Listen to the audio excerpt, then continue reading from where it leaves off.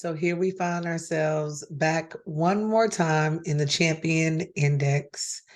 And it's time for us to take a deep dive into our next champion selection. Welcome back to the channel, you guys. This is your girl, Wicked Raider. Wanted to stop in and just shed a little light on a champion who is slowly taking the place of one of my favorite damage dealers so far. You guys should probably know or probably have figured out by now that I definitely have a soft spot for rare champions that come in and really make a difference. And probably quite a few of us have some epics that we are just absolutely in love with. But I'm bringing you back down to Slyan Watchers, and I want to talk about this particular epic champion, Ruella. When she first hit the game, when she first entered the scene, it was a lot of talk about how effective this particular champion was going to be. There was a lot of comparison. She is an attack-based champion. There was the epic kind of expectation around her in the beginning. And as you can see, her ratings have not wavered. This is one of those champions that when you pull her, there is there's kind of a moment of intrigue. And I'll tell you why before we take a look at her kits. And I'll kind of run her in a battle of two just so you guys can really have a look. When I first started my account, and when everyone starts their account pretty much, you start with, of course, your starter champion, our favorite four, and then you are given Sniper. And Sniper is one of those uncommons that I absolutely fell in love with. I love the power. I thought her kit was simple and to the point. I appreciate the amount of damage she was able to inflict. I have 6-star snipers on so many different occasions. I usually keep at least one copy on every account that I create. She's that kind of champion. And while you have Zephyr Sniper and Dervish and all of these other bow-like champions that come and go, that kind of fall into the same category, the sheer amount of damage that they're able to do does not compare. And so when I pulled Ruella and I saw the bow, because you know aesthetics are always a good point for me, I love the usage of a darker color. I felt like it was much more regal. It was blending. I loved the wing accent.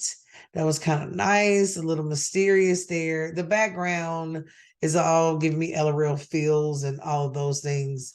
But the weapon was nice. So the aesthetic was pleasing. I could definitely say that. But let's look at this kit.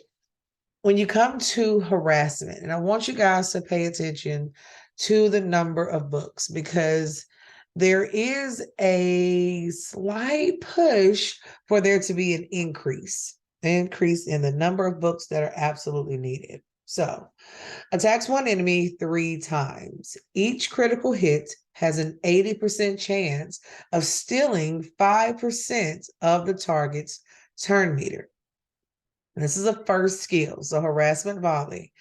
The amount of damage inflicted can be increased by 10%, and your buff debuff chance can also be increased by 20%.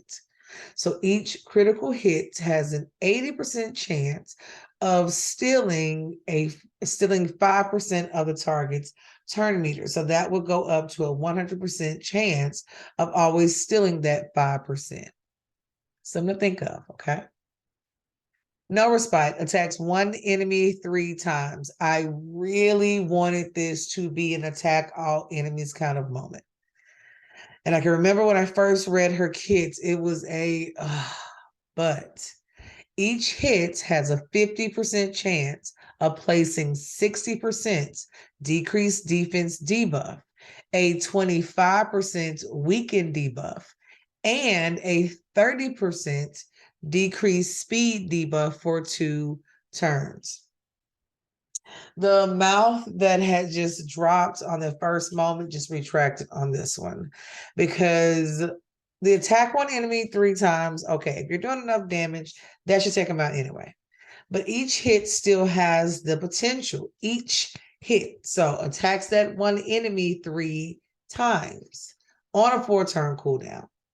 And you still get this 50% chance of placing a 60% decreased defense, 25% weaken, 30% decreased speed. Half of the time you will be placing that on a 4-turn cooldown. Damage can be increased by 10%. Buff debuff chance can also be increased by 20%. So chance, think about that. Think about that. Huge. So no respite was a little bit better. And I'm keeping in mind Epic Champion.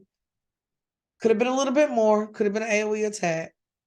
Could have given me a cooldown that would have helped, because at this point we're about 10 books in. And I'm sorry, I keep calling her a rare champion. I don't know. For some reason, she keeps hitting me as a rare, and she is not, because I'm thinking about my other girl with the bow, but no. Epic champion, epic champion, epic champion. So we're 10 books in, 10 books, not horrible. We come to time offensive. In this skill, books go directly to the cooldown. Appreciate it. So get it to a 3-turn cooldown. Fills the turn meters of all allies by 20%. I like that. There are certain support champions that aren't able to do that. And places a 30% increased crit rate buff on all allies for 2 turns. I like that as well. It would have been awesome if it was 50%, 45 at least. It would have been awesome if somewhere in here she also did either additional damage or a little damage would have been nice. Or put an additional heal on herself would have been nice. But again, she's an attack champion. So her attacking one more time would have been nice. Increases ally accuracy in dungeons by 40. What you end up with, if you look at just base speed and everything for this particular champion, she's a really quick champion. I really, really appreciate her in campaign. I haven't seen a lot of people use her in arena. I really haven't. But it also depends on when you entered the game. And I'm going to put her here. And I want to show you, I don't think I have enough of them. Nope, not on this account, to even do a comparison. Because when you run her, and I'm going to run her next to, let's put her on a team with a Rhonda. Just kind of unfair because they're going to have more opportunities. Let's put her next to a Dark Aethel. She's 5-star. Dark Aethel is 4-star. And then we put her next to another 5-star. So she's next to Rhonda. We'll put her next to a Veer Alchemage. You see how this one goes. Yeah, may work, may not. This is that account that I've struggled to hold on to enough champions.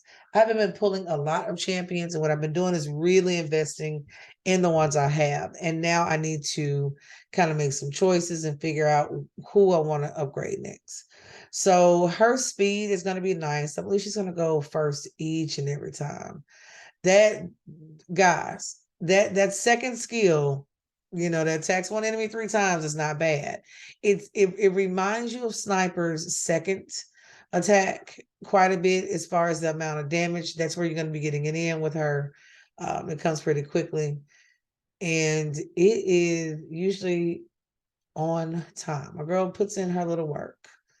Now, the way I have her built is pretty simple. And we can also look at her kits if you would like when it comes to gear.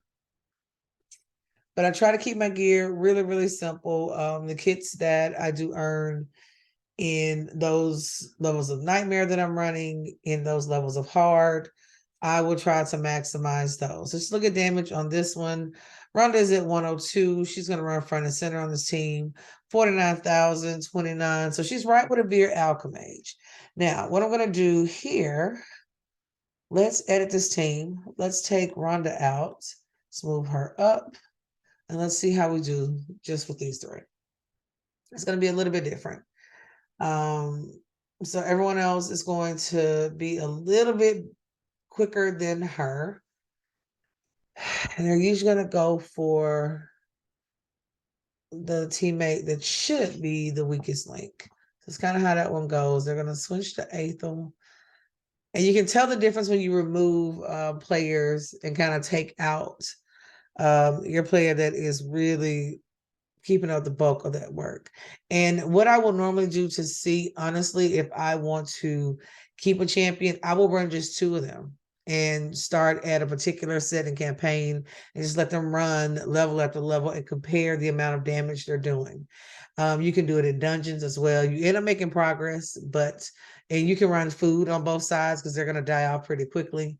But what you realize is some of the champions you love and that you covet, the other champions that you have currently on your accounts are not a good fit for them. They're not supporting each other. They're not, gelling together at all.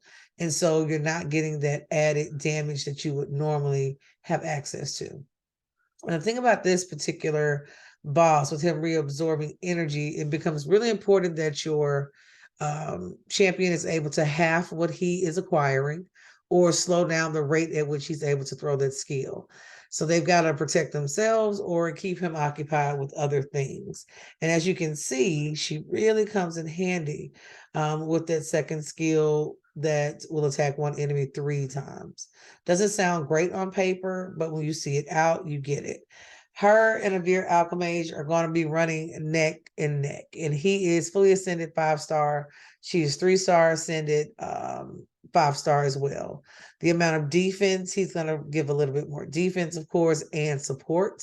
So that's a limitation. So her little bit of nudge as far as damage is nominal. Like it's not going to be huge. Now, if I run her, for example, let's say I just run her with, should I run it with a Rhonda? I can run it with Rhonda. Let's run it with just her and Rhonda. And let me show you kind of the difference in number. And keep in mind they're still 5-star. I'm really interested in seeing what she does as a 6-star. I think I just want to just naturally just see her. I don't know. I think if I rebuild her, like the next time we do like the no silver penalty for removing gear, I think I would just strip this entire account and redo my artifacts. I've really been thinking about that one because there are certain pieces I definitely want to improve that I have not. And it's usually because they're not already on the champion. And see, she would die early, which will leave her alone, and she'll die in this last stage. I know I can't run this one with 2 champions, not at a 5-star level, but the amount of damage she'll do, it'll be nice to see that one as well. So she should be going down in just a second. And then we'll do that last comparison and we'll wrap this one up. Guys, when you're looking at champions, I want you to think about where you're running them and who, of course, you're surrounding them with. So even the amount of damage done afterwards, though she survived, we're comparing her to a legendary champion, did additional damage and provided additional defense as well. So just an epic, really strong in some areas, not hard ish on this account. I will likely book her. I'm going to do her masteries first just to kind of get a feel for her overall, and then I'll turn around and most certainly we're going to run this one just for the boots. Y'all know how those boots go. If they're not 5 or 6-star, we don't want to keep them. We're going to run all of our little champions and just kind of make it happen. It won't go very far, but we'll make sure that that takes care of itself and we'll be ready to wrap up. Of course, if you have not subscribed and you've made it this far, go ahead and subscribe, guys. We are so close.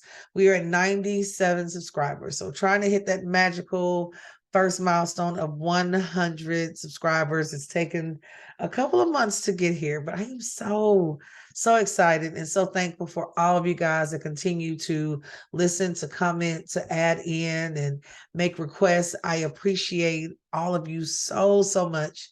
You definitely can make a girl's day.